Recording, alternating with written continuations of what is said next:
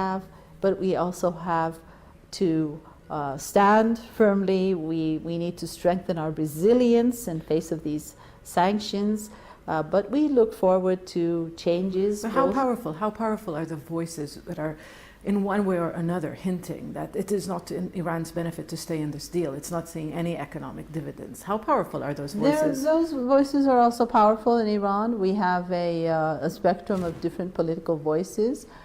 Those voices, they have their concerns, and they feel that their concerns are legitimate because they see that, as you mentioned, the Americans have not stood with their promises. They've broken their oath on the JCPOA. They're constantly threatening Iran. They're constantly threatening the region. They're again interfering in the affairs of the countries in this region. They have several instances of intervention in terms of military intervention, and this is still going on. They understand this, we understand this, but we have to come to a balance. We have this internal dialogue within the country. There is this dialogue in the parliament. There's this debate on these different issues. Yes, sometimes the more conservative groups, they are moving forward in terms of their concerns in the parliament particularly.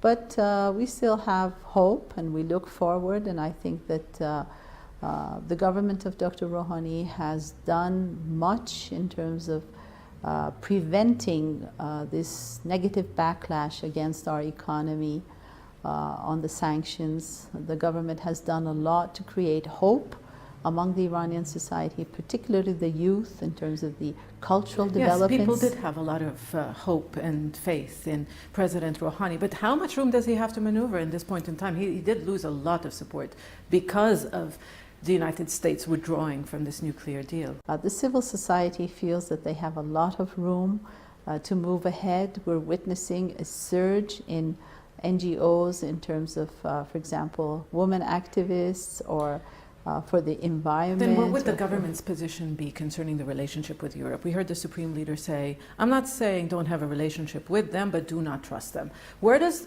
the Rouhani government stand? I mean, Europe has been stepping up criticism as of late, and I think the Europeans understand very well that their dealings with Iran are very important for them in both economic terms, but security terms as well, and they're looking forward to work with Iran, to support Iran in face of these sanctions. And I think that